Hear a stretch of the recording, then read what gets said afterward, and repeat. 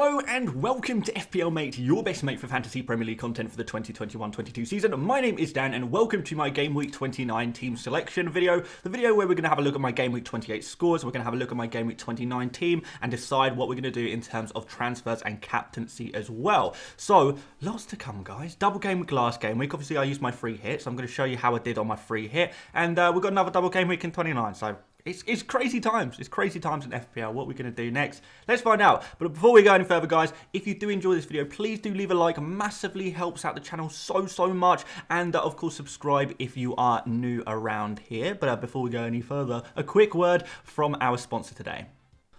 So I'm very pleased to say that one of my favourite non-FPL tools is back sponsoring the channel. Pouch is a free desktop browser extension that automatically finds and applies the best discount codes that you might not know about when you're shopping online. So, for example, I like the look of these sick Adidas boots. Let's go pay. But before we do, Pouch automatically pops up, lets me know how many discount codes it has found and applies the best one available to save me the maximum amount of money. I just saved an insane £25.50 without having to do anything.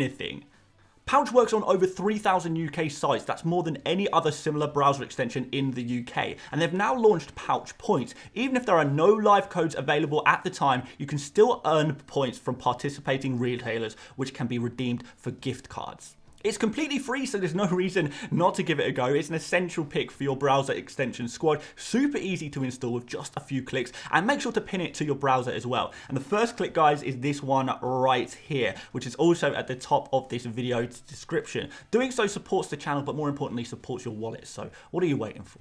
Join Pouch.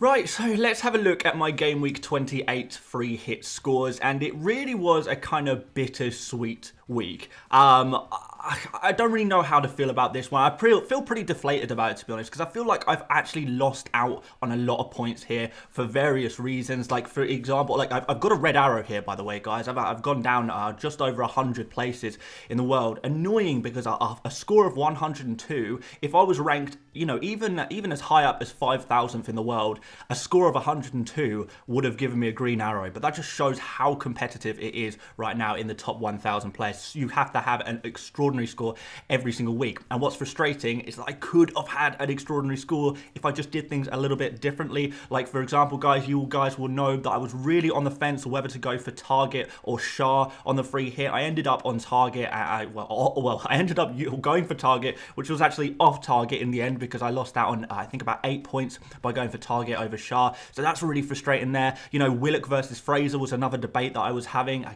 think that's 11 points difference there. So I could have 11 more points if I went for Willock. Obviously, we went for Rudiger as the captain as well. That was kind of, I feel like that's unlucky. And any of you guys who went for Rudiger or Captain Rudiger, I just think that is an unlucky one. Nobody expected him to be rotated in that second game. That should have been another, more points. Even if he didn't get the clean sheet, 2 points times 2 would be an additional, additional 4 points. Would have been really nice and really helpful, and it would have made a difference between a red arrow and a green arrow. And of course, guys, I went for Thiago Silva over James on the free hit, and I know, and I've said this so many times, if I was on a wild card, I would go for James. If I'm on a free hit, I'd go for Thiago Silva just because of the nailed on factor.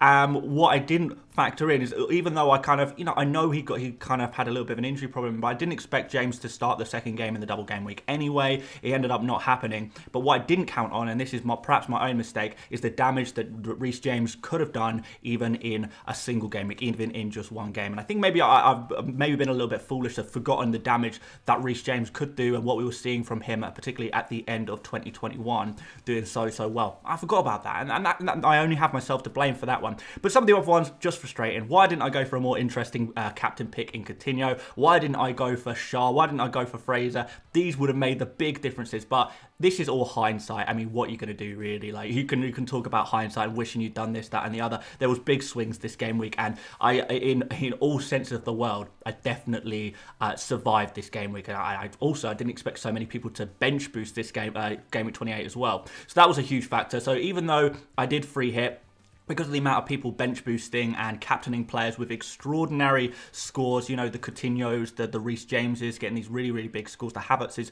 people captaining them as well, and the bench boosts, I would say that even using a free hit, 102 is not bad, and it was actually in the end 50 more points than my non-free hit team would have got. So let's try and be positive. It's 50 points gained compared to my non-free hit team. So very glad I did free hit, that's for sure, even though I feel like I've missed out on a few opportunities.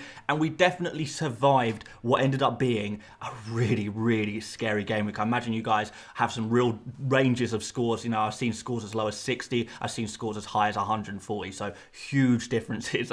Real big game week in that sense. But, oh well, we've got to move on, guys. Really, one more note before we go any further, because I know a few people are already typing in the comments. Why did you bench Kane? I didn't bench Kane. You know, Kane, I just didn't think Kane would get as many points as my main players, and I was on a free hit, had a load of money to spend. I thought, well, I may as well just put Kane on my bench as a backup option just in case something went terribly wrong in my first 11. So I didn't really bench Kane. You know, I benched Kane in the same way as I benched, you know, Matty Cash, who got 29 points. You know, it wasn't that I benched them. It was just a case that I didn't think they would score as many points as the players who I've got in my first 11. I was wrong about that in hindsight, but you know what you can do. Hindsight.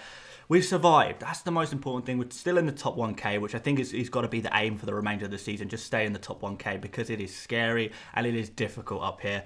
Let me tell you that. But I've spoken so much about my Game Week 28, more so than I usually do. So let's move on to Game Week 29.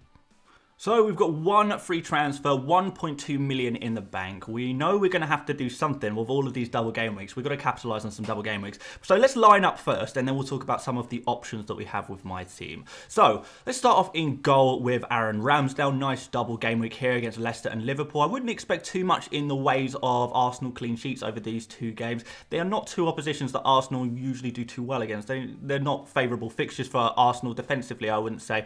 So, you know, slight concerns about that. But Ramsdale, he's going to have lots of shots taken against him. He's going to make lots of saves. And if he can, you know, somehow get a clean sheet, particularly in the Leicester game, you'd say that the clean sheet is more likely in that Leicester game, particularly with Jamie Vardy out, then, you know, maybe we can get a fairly decent score with Ramsdale after all. You never really know, do you? But I'm not expecting big things, huge things from Arsenal defenders in general. But let's see what can happen. You know, Arsenal are a very good team at the moment. We've got to remember that. And although they don't really do too well in the big games typically, you've got to remember Arsenal are in some really good form right now. They are one of the best teams in the league at the moment. So let's see what can happen there. But defensively, I'm not so convinced. It's all going to be all about the save points with Ramsdale at the end of the day. Moving on into defence, we've got Trent Alexander-Arnold, an amazing player to have this game week, really. I know we've got 2 away games here for Liverpool. A lot of people talking about Brighton being a difficult team right now. I don't think Brighton are a difficult team at the moment at all. I think they're in pretty bad form. They've still got injury problems at the club as well, Brighton. So we're probably expecting Brighton to continue, at least for a little while longer, to not put up the big performances, the mid-table performances that they have done historically. I think right now they are kind of performing at a relegation level. Really, they are losing pretty much every single game at the moment, and they're not really showing too much in terms of going forward either. So yeah, not looking too good for Brighton, so I am pretty confident about this one. So guys, if you've got Liverpool players, Spurs players, I think it's really good a fixture here against Brighton. Arsenal, like I say, Arsenal do not do well in the big games. Last time that Arsenal played against Liverpool, Liverpool won 4-0. And that seems to be a thing that happens fairly often, to be fair, that Liverpool can go to Arsenal and score a lot of goals against them. It's another team, you know, in recent years that it's just not been a good place for Arsenal. So that's a good thing for Liverpool, right? A very good thing for Liverpool. So with Trent, we're going to expect some, some clean sheets in this Brighton game. Maybe not so much a clean sheet in the Arsenal game, but we can still expect some attacking returns, or hope for some attacking returns from these fullbacks that are just, you know, really high up and just doing everything right now. The fullbacks right now seem to be the best attackers for Liverpool, especially as Jota is kind of looking off it. Diaz's rotation risk. Firmino looks like he's not fully fit right now. I don't know. He's kind of probably suited for some of these games, but who knows about the rotation there. So the fullbacks are your best friend, really, aside from Salah and Mane. Obviously, these fullbacks are your best friends. So we're going to double up with Robertson. That's who we've got. We've got Robertson, Brighton and Arsenal again. Robertson actually performing much better than Trent Alexander-Arnold at the moment, doing really, really well. Robertson also, because he's creating so much, and he really is creating so much for Liverpool right now. He is the creative hub of the team, seemingly. He is looking really good for bonus points as well. So if we are expecting a clean sheet, particularly against Brighton, I would say that Robertson, you know, with a clean sheet, Robertson is probably going to look to get some bonus points as well with the, you know, the amount of chances he creates. And the chances that he creates will often lead to goals as well. That means assists. And Robertson does take the odd shot as well. But certainly creatively and for getting those bonus points on the back of clean sheets, Robertson is looking phenomenal right now. And I'm going to put it out here. I expect Robertson to actually outscore Trent over this double game week. I know, crazy, but you know, I look at the two players and how they're performing recently, and I do think Robertson is going to outperform Trent in terms of FPL points, which is very exciting because not too many people own Robertson. He's a kind of difficult player to get to. You know, guys, if you don't have him, I would recommend him as a potential transfer target for this week. And my next player is Cancelo. He is obviously ill at the moment. We don't know the extent of the illness, but we do know that it's, you know, probably not COVID. There's certainly nothing to suggest that it's COVID. There's no evidence of it being COVID. There's nothing to suggest that. He's just ill, you know, and typically illnesses don't last too long. So there's a good chance, in theory, of him being ready for this Crystal Palace game. I'm not like thinking, oh my God, Cancelo is definitely not going to play. We need to sell him. There's a good chance that he does play. So for that reason, I'm leaning towards keeping Cancelo, to be honest. Crystal Palace is a good game if he is available for that. And then after the blank, we've got Burnley there as well. And I tell you what, City actually have some really good games towards the end of the season. After the Liverpool game, City have a really good run of fixtures, so I kind of feel like we're going to want to have some City players there, particularly the more nailed-on City players, of which Cancelo is. So it might be a good kind of time to keep Cancelo around, particularly if you're free hitting next game week and you don't really need to worry about, you know, illness this week, blank next game week. If you've got a free hit next game week, you may as well keep Cancelo on the chance that he does play against Palace, because there's probably going to be a clean sheet and potentially even goal returns there as well. We're going to complete the defence here, guys, with Luca Digne, a bit of a trolly player. We didn't play the first game of the double game week, did he? The second game he did. Clean sheet there, not bad. But we've got this game against West Ham, a game I'm not really sure how this is going to go. Aston Villa are in pretty good form at the moment, but, you know, when we're talking about who's going to get the goal returns, it seems to be all about Matty Cash in terms of the fullbacks at the moment, which is a real surprise. I really thought it would be Digne being the guy to get the goal returns, to get further up the pitch, you know, taking set pieces and stuff. But Matty Cash just seems to be on fire at the moment and just getting so far driving into the box. He's absolutely on a mad one recently. So in that sense, Digne is kind of suffering a little bit. And, you know, maybe he's not the best player that we thought that he could be. He's kind of another one of those players who is just a bit of a troll at the end of the day. We've got Salah in midfield, essential for this game week. Guys, if you still have your triple captainship, you must play it this game week, and you must play it on Mo Salah. This is your next big opportunity. Like I say, Brighton, a team that is not in good form, that typically doesn't do well against Liverpool anyway. Arsenal, a team that doesn't perform well against Liverpool. Salah has really good records against both of these teams. I expect him to get multiple goal returns over the course of this double game week. He should get, you know, two goal returns. So if you've still got your free hit, this is really, really good for you. This is your next best opportunity. You missed out last time, fair enough. Maybe you had other chips in play at the time. That's fine. But now you've got another opportunity. What you've got to make sure is you don't miss this one as well. So I'm not going to talk about Salah being in my team. I mean, you can probably tell already that I'm going to captain him. But all I'm saying, guys, is if you still have that triple captainship, I'm dedicating this segment to telling you guys to use it. Use it now. We've got Son up next, who is not Harry Kane, but he is still really good. A lot of people have been asking me, who do you prefer, Son or Kane? Would you transfer out Son in order to get Kane, etc., etc., etc.? For a hit, no, I don't think so. I know that Kane had, you know, in terms of FPL scores, has been outperforming Son, but last game week, oh my words, against Everton, Son could have scored just as many, if not more, than Kane in that game, to be honest. And remember, if Son was to do that, then he would be on, he'd be on more points, because he gets more points for scoring goals and, you know, clean sheet points and stuff like that. So Son, even though Kane outscores him one game week, that doesn't mean that Son is automatically a bad pick at all. And I really don't think, I know, obviously I would prefer Kane, don't get me wrong, but I don't think there's too much difference between the two players, really. So I'm really confident about Son. He's definitely a player I'd want to own. You know, if it was possible to easily own Salah, Son and Kane, I would, but without a free hit and without ripping up your whole squad,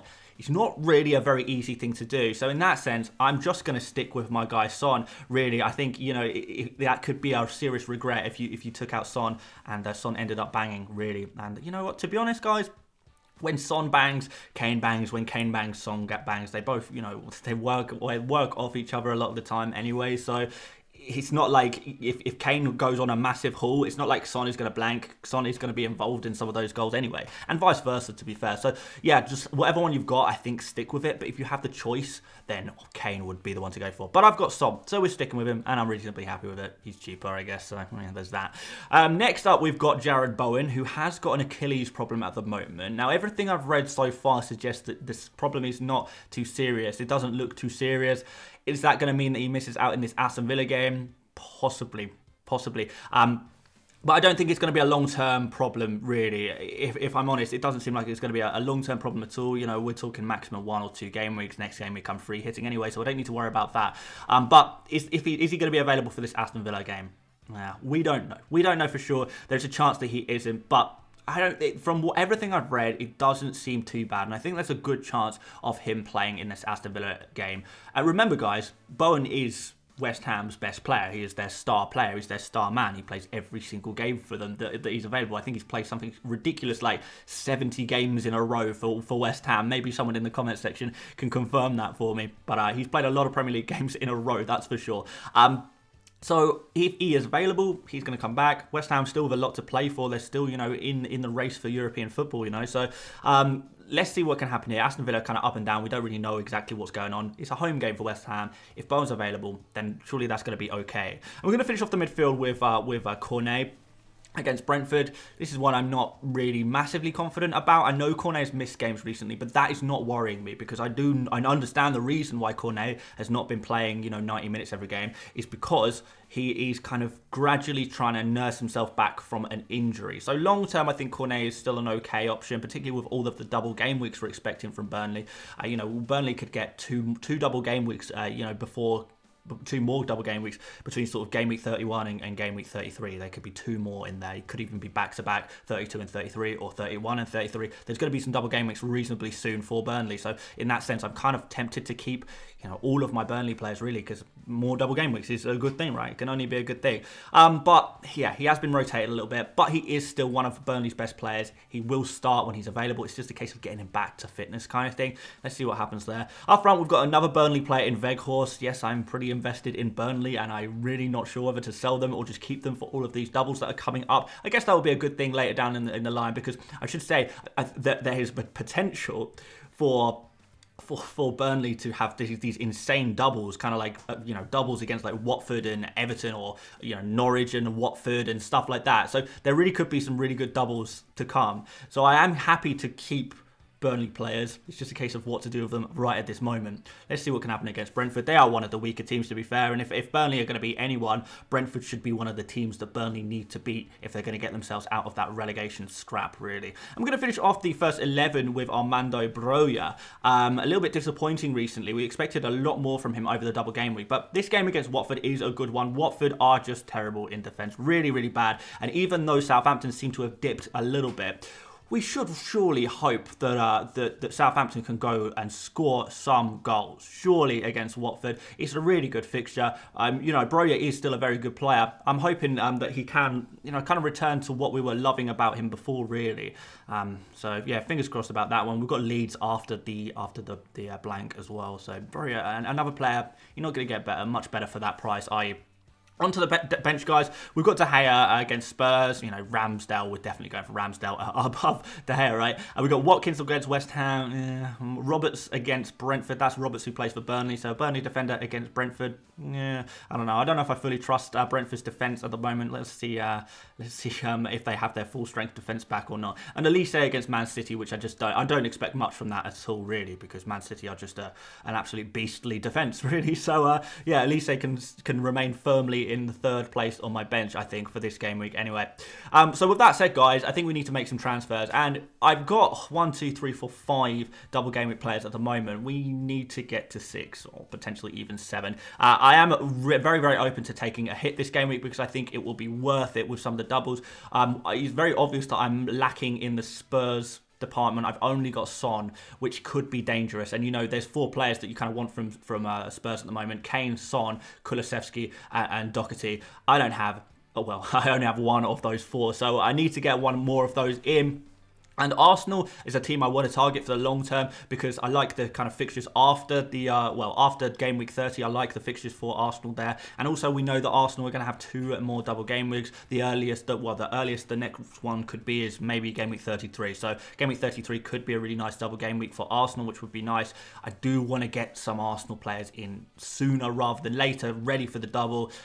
So I think basically what we've got to do is decide who to take out, and that's going to define who we get in, really. So we could get rid of Bowen, but I really want to keep him for after the next 2 game weeks, because Bowen has phenomenal fixtures against Everton, Brentford, some nice fixtures as well after that as well. So Bowen, definitely a player I want to keep. Potential for a double game week in game week 36 for Bowen as well. So I really want to keep him. I really do. I'm going to find it difficult to try and get rid of him.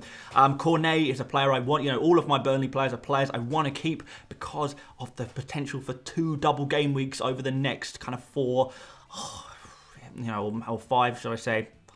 I want to keep them. I want to keep them for those doubles. Cancelo, I've got to keep him. I've got to keep Cancelo. I'm not going to get rid of him. Digne, I could sacrifice, I think. And Elise on the bench is a player I could sacrifice as well. Watkins, I would be open to sacrificing, but I can't get Watkins to Kane, so it's kind of like, what's the point? It's Kane or bust, really, in terms of forwards right now. So the players I'm going to sacrifice, guys, are actually going to be Elise, and we're going to sacrifice Digne as well. And we're going to bring in Saka and Doherty. Those are going to be the 2 players that we're bringing in for this game week. It's going to be a -4. I don't think that's too bad. That's going to shift about our bench a little bit as well. Cornet will drop to the bench as cover just in case Cancelo or Bowen are unavailable to play. We have got Cornet as the backup there, which is, Cornet, Watkins, Roberts, that's not really too bad in terms of backup, really. So, don't worry about that too much. And that there looks like a much better team. We've suddenly now got 7 double game week players, all really, really good players that you guys are really going to want. We're all going to really want these players. And it's kind of around that is some kind of okay players. We've got Cancelo, if he's available, that's going to be really good. We've got Bowen, if he's available, that could be pretty good. And then we've got Broja, who in theory against Watford should be good. And Weghorst is maybe the only kind of weak link in this team, I would say, after that. Aside from that, it looks pretty good, including a load of double players. So I think the -4 is well worth the risk. I don't really see it as a risk, to be honest, because I'm so confident that Saka and Doherty are going to do very, very well. So I don't really consider it a risk. It sets me up nicely for later. I get to keep having 2 Spurs players. I don't know if I'd want 3 Spurs players. They're just a little bit too scary for me for that. But going forward, I will have 2 Spurs players. I will have an extra Arsenal player. We'll be ready for more double game weeks. I'm kind of sacrificing players who are not due to have double game weeks anytime soon. So it will be good. We can free hit next game week, so we don't have to worry about the fact that we're removing players like Digne. It looks a lot better. Captaincy, guys. Let's stick the captain's armband on Salah. No doubt about that. Let's stick the vice-captain on Heung-min Son as well. That makes sense, doesn't it? Those are the 2 best players, I would say, in my team, probably, in terms of getting some good points for this game week. And honestly, guys, I mean, fair enough. Some people who are bench boosting or maybe free hitting this game week, or maybe their teams will look a bit better. Maybe people are taking -8s and -12s. Maybe their teams are looking a little bit better. But I actually really like this now. This looks a lot better. All I need to do is take a -4. Doesn't put me back too much, really. And we're happy. We free hit next game week and get the ideal team for next game week. We're really happy again. And at the same time as doing all of this, I've been very conscious about keeping the players that I want for later. Cancelo, Bowen, my Burnley players, I've got them all ready for later still. So I haven't really had to sacrifice much, whereas a lot of people, maybe are sacrificing players that actually they would quite like later, but they're not able to do that. I've done it. So in that sense, hopefully we can spend another week inside the top 1,000. Please, just let me stay in the top 1,000. That's all I want. A 3-digit finish. That's all we need. There we go, guys. What do you think? Looks okay? What would you do? I'm always interested to know. Thank you so much for watching this video, guys. Don't forget to leave a like and subscribe if you're new around here. Both really help out the channel. We're going to be doing a stream tomorrow, so do make sure you check out that as well. That'll be Saturday morning. You may even be watching this on Saturday morning. I might even be streaming as you're watching this, so do go check that out if you are watching this on Saturday morning. Guys, again, don't forget to check out Pouch. It really is a really great product, and it's completely free, so why not? Link is in the description. And that's about it for me, guys. If you are looking for more FPL content, do check out my other videos I've made this week. I think I made like 4 other videos this week talking about chip strategy, best players for the game week, talking about Spurs players, Arsenal players, Liverpool players, all kinds. We spoke about loads of stuff. So yeah, all there for you if you want to go see it. But aside from that, guys, hopefully see you guys on the deadline stream. Aside from that, thank you once again for watching, and I will see you later, mates. Bye-bye.